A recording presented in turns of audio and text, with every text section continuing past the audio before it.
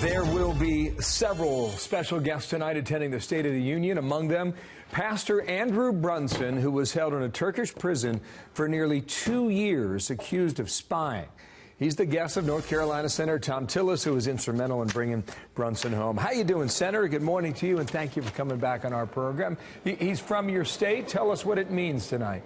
Well, it's exciting. I called Andrew last week and asked him if he could attend, and he readily accepted. And we were also able to get in. You know, there are limits to how many we can get into the gallery, but we've also got a seat for Noreen, his wife. So I'm excited to see both of them. I'm so glad that they're home safe and sound. It's really going to be a cool evening for them. What do you think the message of his presence is there? What does it say about assumed allies in that part of the world? Well, I tell you, that Turkey represents a real challenge for me. On the one hand, I understand how important they are. I'm the co-chair of the Senate NATO Observer Group. They're a very important ally and a very complex part of the world. But there are certain standards for NATO members, how they treat one another's citizens. And this was a case of just a miscarriage of justice that I got personally involved in. And I also want to thank the President, Secretary of State Pompeo, Senator Shaheen, a number of other members here in the U.S. Senate. 72 of them signed on to a letter in support of what we were trying to do. This is a real win, bipartisan win for the Senate, and we really appreciate the President's help. But with Turkey, I understand their complex environment, but I also understand, again, that there are certain rules that you need to abide by when you're a NATO member, and that partnership is something we've got to continue to build on and rebuild in some cases. Do you think Pastor Brunson gets a shout-out by the Commander-in-Chief?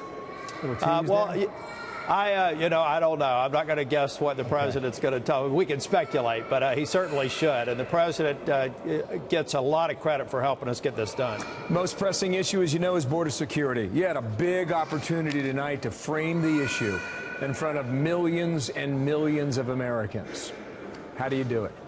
Well, I think that the President needs to create a vision of a secure border that involves walls or barriers, that involves roads, that involves high technology for being able to capture drugs, find human smugglers.